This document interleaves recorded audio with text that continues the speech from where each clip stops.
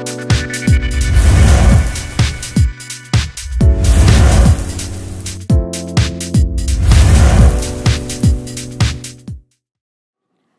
kemenangan.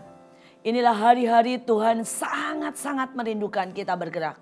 Tuhan sudah berkata sebelum Injil sampai ke ujung dunia, maka dia tidak pernah bisa datang untuk kedua kalinya. Saudara, betapa Tuhan sangat rindu untuk datang. Betapa dia sangat rindu untuk menyatakan dirinya dalam kekuatan, dalam kuasa. Dan betapa dia sangat rindu untuk kerajaannya ditegakkan di atas muka bumi. Tetapi bagian kita adalah pergi untuk mengabarkan Injil sampai ke bangsa-bangsa. Saudara, selama ini saya berpikir bahwa setiap bangsa di seluruh dunia sudah dijamah. Dan bahwa Indonesia adalah salah satu dari negara yang sedang berkembang dan tidak mengalami begitu banyak keajaiban. Tetapi hari-hari ini pada waktu Tuhan menyatakan passionnya, bahwa dia berkata, pergi nak. Karena aku sudah tetapkan untuk orang-orang di Indonesia menjadi rasul, nabi, pengajar. Menjadi orang-orang yang akan membawa kabar baik ke seluruh dunia. Pada waktu itu Tuhan berkata, pelajari nak, pelajari betapa ini waktunya engkau bergerak. Karena seluruh bangsa-bangsa sedang menantikan engkau. Sedang menantikan pasukan dari Indonesia. Mari kita buka di dalam Mazmur Fatsal yang kedua.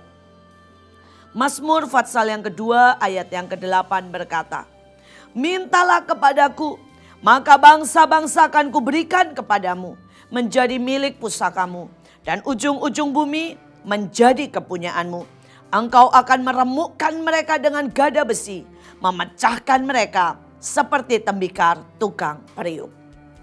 Pada waktu ayat ini mulai begitu jelas Tuhan gemakan. Saya mulai meminta untuk semua mempelajari tentang bangsa-bangsa. Dan saat itu Tuhan mulai bukakan di alam roh.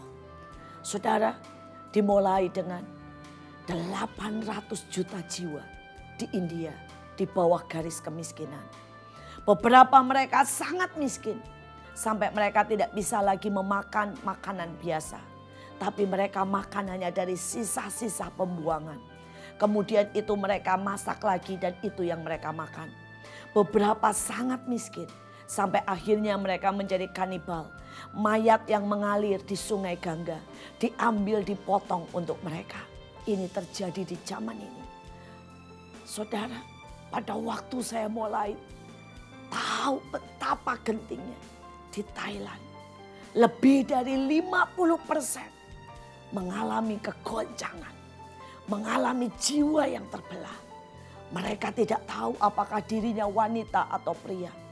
50% mengalami sebuah kerobekan daripada jiwanya. Di sekolah-sekolah dasar bahkan ada toilet untuk pria, toilet untuk wanita, dan toilet untuk waria. Bayangkan. Mulai umur 9 tahun. Sudah puluhan dari mereka meminta ganti kelamin. Apa yang sedang terjadi? Iblis sedang mencoba menghancurkan seluruh dunia. Saudara, kami mulai mempelajari soal Myanmar. Dan pada waktu kami mempelajari soal Myanmar, kami sangat-sangat hati ini hancur rasanya. Bayangkan setiap bulan, setiap hari terjadi penjualan anak-anak dan wanita. Saudara, film-film yang paling menjijikkan yaitu melakukan hubungan seks dengan anak umur 3-4 tahun diproduksi di Myanmar. Anak-anak itu disiksa, anak-anak itu dipaksa, dan anak-anak itu dijual hanya seharga, saudara, Rp50.000 uang Indonesia. Dan itu terjadi setiap hari. Pada waktu saya mulai membaca, melihat semuanya, saya tahu betapa diberkatinya Indonesia. Betapa Indonesia dilimpahi dengan kekayaan, dilimpahi dengan kebenaran, dilimpahi dengan Injil, dilimpahi dengan keselamatan. Untuk apa? Untuk kita sendiri? Tidak. Tapi untuk kita pergi ke bangsa-bangsa. Inilah waktunya Injil harus sampai. Mereka harus dengar ada satu pribadi yang mengerti, ada satu pribadi yang mengasihi, ada satu jalan keluar. Mungkin mereka disiksa selama mereka hidup, tapi pada waktu mereka memanggil Yesus Kristus Tuhan, pada waktu akhir dari hidup mereka, ada surga, ada keselamatan, ada berkat untuk mereka. Saudara, ayat ini berkata, minta kepadaku bangsa-bangsa.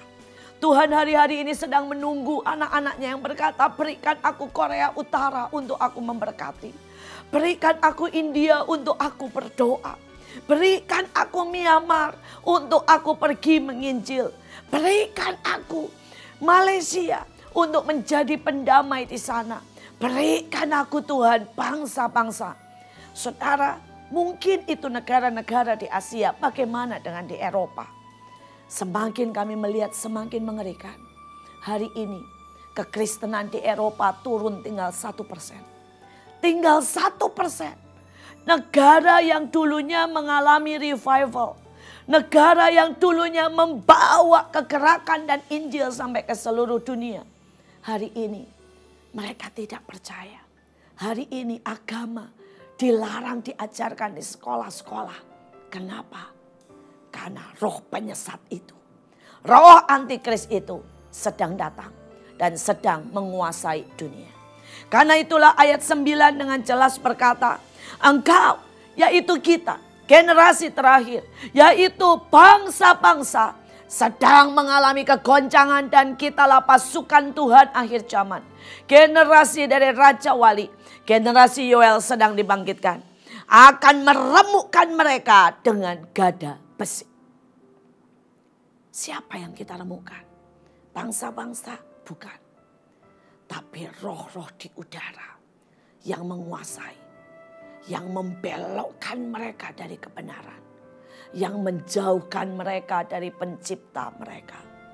Roh-roh ini mencengkeram begitu rupa sehingga bangsa-bangsa tidak punya lagi jalan keluar, tidak melihat penciptanya, tidak melihat siapa yang begitu mengasihi mereka sampai memberikan hidupnya untuk mereka. Inilah waktunya. Mari pergi dengan kekuatan Tuhan. Remukkan semua penguasa di udara.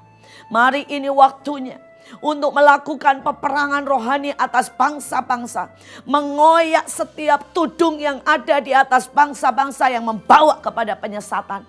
Dan inilah waktunya Indonesia, engkau dipanggil untuk menjadi berkat. Karena firman-Nya berkata dari ujung bumi akan timbul keselamatan. Dari ujung bumi akan timbul kabar baik itu. Dan ujung bumilah Indonesia. Mari siapapun saudara, kalau engkau pernah kenal suara gembalamu, pergi. Jangan berdiam, berdoa. Jangan pasif. Lakukan sesuatu.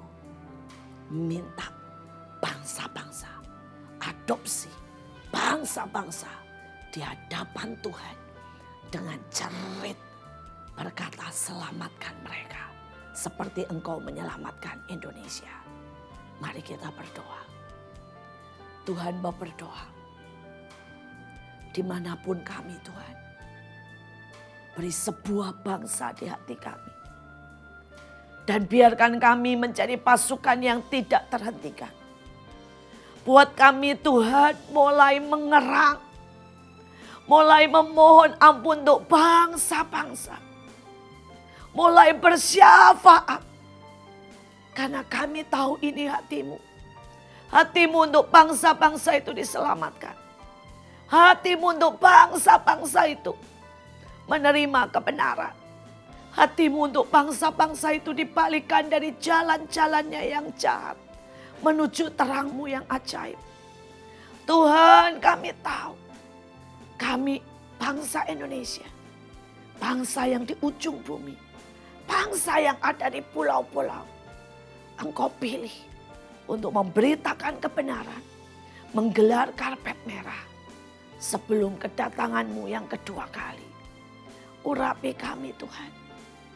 Beri hatimu sendiri. Beri matamu. Beri visimu.